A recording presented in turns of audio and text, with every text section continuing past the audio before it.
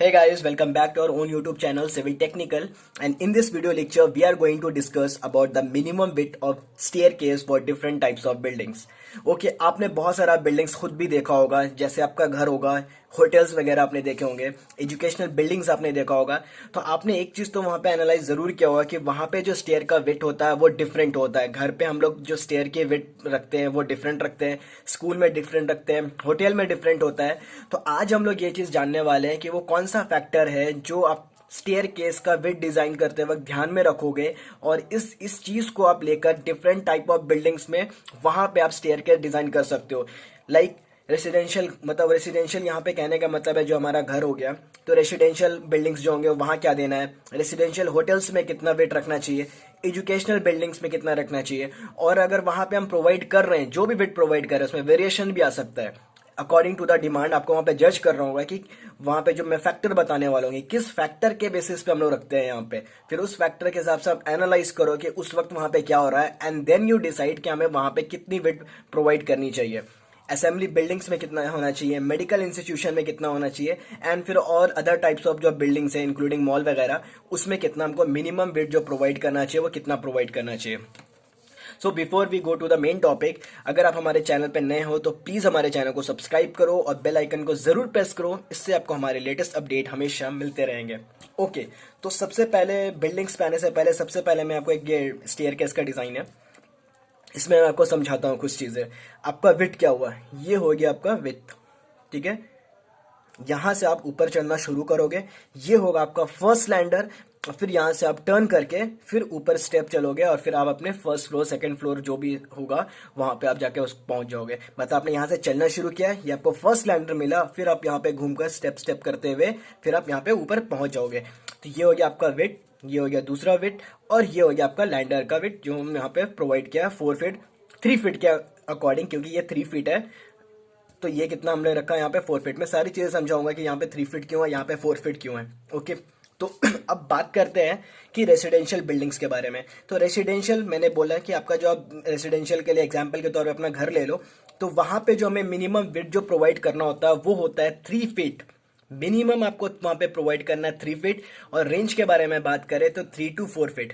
Okay, अभी देखो कि 3 to 4 फीट क्यों प्रोवाइड कर रहे हैं। मान लो कि मैंने यहाँ पे 3 फीट प्रोवाइड किया, अब बहुत से घरों पे देखोगे 3 फीट की जगह पे 1 फीट 1.5 फीट भी रहता है। अब देखो प्रॉब्लम क्या होगा, प्रॉब्लम ये होगा कि अगर आपने 3 फीट नहीं प्रोवाइड किया तो सेम टाइम में दो लोग उसको यूटिलाइज, स्टेयर को यूटिलाइज नहीं कर सकते हैं।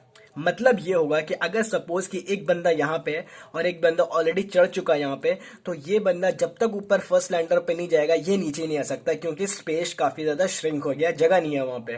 पहला चीज होगा कि मतलब एक साथ एटलीस्ट घरों पे होना चाहिए कि एक साथ दो लोग उसको यूटिलाइज कर ले एटलीस्ट, ठीक है। उसके बाद जो सबसे बड़ा प्रॉब्लम क्या होता है कि आपका जो फर्स्ट फ्लोर है, सपोज कि आपको वहां पे फ्रिज पहुंचाना है, ठीक है, या फिर कोई अलमीरा है, कोई बड़ी चीज है जो आपको यहाँ पे पहुंचानी है अपने फर्स्ट फ्लोर पे, तो आपका जब स्पेस यहाँ पे कंजेस्टेड रहेगा तो आपको ऊपर लेके जाने में बहुत प्रॉब्लम आने वाला है। तो ये प्रॉब्लम ना हो इसके लिए हमें चाहिए होता है कि हमारा जो स्टेयर है उसका जो वेट होता है वो सफिशियंट रहे। इसलिए क्या है कि एटलीस्ट आपको 3 फीट देना चाहिए। आप अगर 3 फीट दोगे तो आप बहुत आसानी से अपना जो आपका जो अलमीरा वगैरह है, अगर उसको शिफ्ट करना है फर्स्ट फ्लोर पे लेकर जाना है तो आप बहुत आसानी से उसको लेकर जा सकते हो। अब मैं यहाँ पे एक ट्रिक बता रहा था कि मैंने यहाँ पे 3 फीट रखा है, तो मैंने यहाँ पे लैंडर का जो वेट रखा है वो 4 फीट रखा है। अब मैं यहाँ पे क्यों रखा है, अभी यहाँ पे समझो। आप जितना भी ये रखोगे, इसका स्टेयर का वेट रखोगे, उससे एटलीस्ट 1 फीट बढ़ाकर लैंडर रखना हमेशा, ठीक है। अब ये क्यों रखोगे, अब मैं समझाता हूँ कि जब आप ये सामान लेकर यहाँ पे पहुंचोगे तो आपको एक सफिशिएंट स्पेस चाहिए होगा यहाँ से घूमने के लिए, ठीक है। तब तो आप ऊपर जाओगे, आप यहाँ पहुंचोगे, फिर आपको यहाँ से टर्न लेकर ऊपर आना होगा। तो यहाँ पे कंजेस्टेड स्पेस ना हो जाए इसके लिए हमें चाहिए होता है कि यहाँ पे हम लोग सफिशिएंट वेट प्रोवाइड करें, इसलिए कि आपका जो स्टेयर का वेट होगा उससे आप 1 फीट बढ़ाकर अपना लैंडर का वेट रखोगे। लाइक जैसे यहाँ पे मैं 3 फीट के हिसाब से काम कर रहा था तो मैंने इसको दिया है यहाँ पे 4 फीट।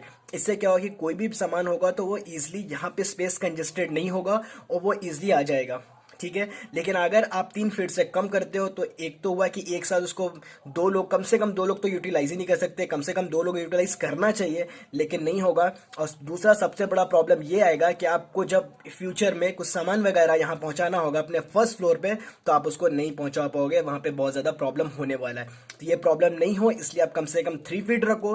रेंज के बारे में बात करें तो रेसिडेंशियल मतलब आपका बिल्डिंग्स होगा जिसमें होम आता है, वो आपको रखना चाहिए 3 to 4 फीट। और एक स्टैंडर्ड बोले तो मतलब मैं अगर पर्सनली सजेशन दूं तो सबसे अच्छा होता है 3 फीट 2 इंचेस। 3 फीट 2 इंचेस घर के लिए बहुत अच्छा होता है, ठीक है। But range 3 feet to 4 feet. अब बात करते हैं यहाँ पे रेसिडेंशियल होटल्स के बारे में। होटल आप लोग सब जगह सब कोई जानते हो कि होटल क्या है, कि वहां पे जहाँ पे लोग आते हैं, रेस्ट करते हैं, रुकते हैं, तो वो जो सारे जगह होता है उसे हम लोग होटल्स बोलते हैं। तो रेसिडेंशियल होटल में आपको मिनिमम प्रोवाइड करना चाहिए 5 फीट। घर पे हम लोग प्रोवाइड कर रहे हैं 3 फीट to 4 फीट, होटल में 5 फीट क्यों प्रोवाइड करते हैं? तो होटल में 5 फीट इसलिए प्रोवाइड करना चाहिए कि सेम टाइम में आपका जो स्टेयर केस है उसको बहुत लोग यूटिलाइज कर रहे होंगे। लाइक आपके जो होटल के जो स्टाफ होंगे वो यूटिलाइज कर रहे होंगे, जो गेस्ट आए हुए हैं वो यूटिलाइज कर रहे होंगे, कैटरिंग सर्विस आपको वहां पे प्रोवाइड करनी होती है। तो वहां पे कंजेस्टेड स्पेस ना क्रिएट हो जाए, इसके लिए हमें चाहिए होता है कि वहां पे विड का जो हमारा रिक्वायरमेंट है वो हमें सफिशिएंट वहां पे प्रोवाइड करना चाहिए। लाइक 5 फीट होटल्स के लिए सफिशिएंट होता है मिनिमम। आप उससे ज्यादा भी दे सकते हो, बट मिनिमम जो आपको प्रोवाइड करनी चाहिए वो 5 फीट प्रोवाइड करनी चाहिए। अगर आप 5 फीट प्रोवाइड करोगे तो आपको जो सर्विसेज प्रोवाइड करनी है, जो कैटरिंग सर्विसेज प्रोवाइड करनी है, साथ साथ जो आपके जो गेस्ट आए हुए हैं वो भी उसको स्टेयर को यूज कर रहे हैं, तो सारा फंक्शन जो स्मूथली हो जाए, इसके लिए हमें वहां पे मिनिमम 5 फीट प्रोवाइड करना चाहिए। अब बात करते हैं एजुकेशनल बिल्डिंग्स। एजुकेशनल बिल्डिंग्स में 2 कंडीशन है जिस अकॉर्डिंग हम लोग विड प्रोवाइड करते हैं। पहला कंडीशन ये है स्मूथ रनिंग, ऑब्वियस सी बात है, स्टेयर केस का विड ऑब्वियस सी बात है स्मूथ रनिंग के लिए हम लोग डिफाइन करते हैं। दूसरा क्या है कि एजुकेशनल बिल्डिंग में सेफ्टी फैक्टर्स को भी ध्यान में रखते हुए काम किया जाता है। एजुकेशनल बिल्डिंग का मतलब क्या हुआ? कॉलेजेस हो गए, स्कूल्स हो गए, तो वहां पे सेफ्टी फैक्टर को भी ध्यान में रखते हुए हमें वहां पे विंडो डिजाइन करना होता है। तो वहां पे भी सेम हमें मिनिमम कितना प्रोवाइड करना होता है? 5 फीट प्रोवाइड करना होता है। अब समझो इस चीज को, अगर आप स्कूल गए होगे तो आप देखोगे कि एक ही टाइम में बहुत बच्चे लोग उस स्टेयर को यूज करते हैं, कोई भागता है, कोई चलता है। तो अगर आपको वहां पे स्पेस कम होगा, कंजेस्टेड ज्यादा हो जाएगा, तो वहां पे एक्सीडेंट होने के भी चांसेस बढ़ जाते हैं, ठीक है। क्योंकि जैसे बेल रिंग हुआ और आपका ब्रेक का टाइम हो गया, तो क्या होगा? बच्चे लोग क्या करते हैं? हड़बड़ी में स्टेयर को यूज करते हैं और एक साथ बहुत बच्चे वहां पे आ जाते हैं, ठीक है। तो उस चीज को भी ध्यान में रखते हुए मिनिमम हमें वहां पे प्रोवाइड करनी चाहिए 5 फीट, मिनिमम प्रोवाइड करनी चाहिए 5 फीट।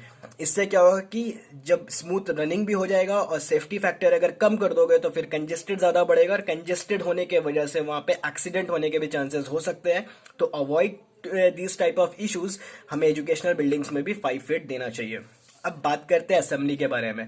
असेंबली क्या है? असेंबली वो जगह होता है जहां पे एक साथ मास गैदरिंग हो जाता है, जैसे आपका हॉल वगैरह हो गया, या फिर कोई जहां पे कोई भाषण चलता है, इस टाइप के जो भी जगह है, या आप बेसिकली कंसिडर कर लो आपका जो सिनेमा हॉल वगैरह है, वो सारा को कंसिडर कर सकते हो असेंबली में।